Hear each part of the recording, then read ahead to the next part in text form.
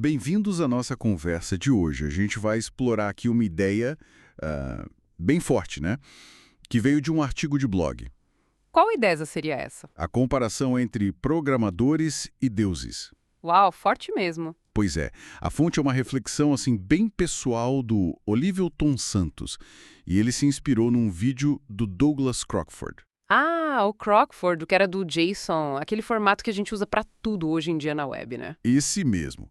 Leve, quase onipresente, né? Estrutura muita coisa por aí. Bom, e a nossa missão aqui é investigar essa analogia, sabe? Acompanhar um pouco a jornada do autor nesse mundo da programação. Entendi. E conectar isso com os temas maiores, tipo criação, motivação. Exato. E até o futuro que essa tecnologia toda está desenhando pra gente. Então vamos lá, vamos analisar isso aí.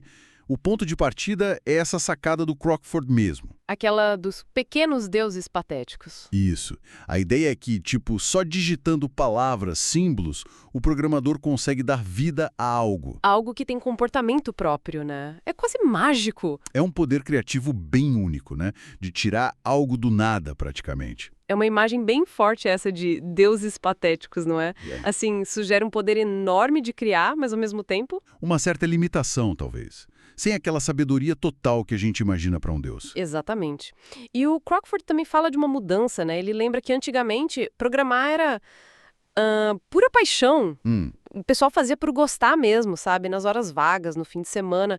E ficavam até surpresos de ganhar dinheiro com isso. E hoje? Ele acha que mudou? Ele pondera que sim, que hoje a realidade pode ser outra. Talvez com mais gente sendo, empurrada para a programação. Por falta de opção, talvez? Pode ser um pouco isso que ele quis dizer. E o autor do artigo, esse Olivelton Santos, ele se conecta muito com essa ideia da paixão, né? Sim, ele deixa isso bem claro. Ele fala que não foi grana ou estabilidade que chamou ele para a programação.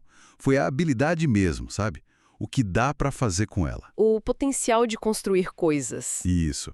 Ele até cita aquela frase clássica, né? Com grandes poderes vem grandes responsabilidades. E essa responsabilidade hoje parece que tem um peso diferente, né? Talvez maior do que na época que o Crockford começou. Com certeza. Pensando em ética de IA, privacidade, o impacto social de tudo que a gente cria. Exatamente. Não é só fazer o código rodar, né? Tem que pensar nas consequências. Sem dúvida. E no caso do autor, o interesse inicial dele veio, olha só, da biografia do Steve Jobs. Ah, um clássico para inspirar gente de tecnologia. E também do entusiasmo pelo Linux. Mas a decisão mesmo de botar a mão na massa e aprender a programar só veio em 2023. Ah, então é recente. E o que deu estalo? Foi uma coisa bem prática. Ele estava aprendendo inglês sozinho, usando um monte de ferramenta digital. Sei, tipo aplicativo, site. Isso. E aí ele começou a pensar, poxa, isso aqui podia ser melhor, sabe?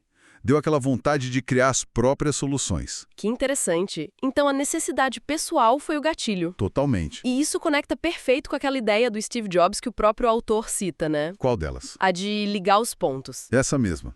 Você não pode ligar os pontos olhando para frente, só olhando para trás. Verdade. A necessidade dele ali de melhorar as ferramentas, junto com a curiosidade, acabou levando ele para a programação, mesmo sem um plano inicial. É essa faísca, né? Que, segundo ele, impulsiona a inovação de verdade. Uma atitude de criador. Exato. Não esperar a solução, mas querer construir. É uma trajetória bem legal essa, né? Chegar na programação não por um plano de carreira, mas por um desejo de mudar o próprio ambiente digital. Com certeza. E a reflexão dele não para aí, não. Ela vai mais fundo. Ele começa a se perguntar se as nossas criações, especialmente as IAs, lá vem polêmica. pois é, se elas poderiam um dia virar os novos deuses. Pesado? Para ilustrar, ele até recomenda o filme Ex Machina. Ah, ótimo filme. Bem nessa linha de IA superando o criador, né? Aquela tensão toda. Exato.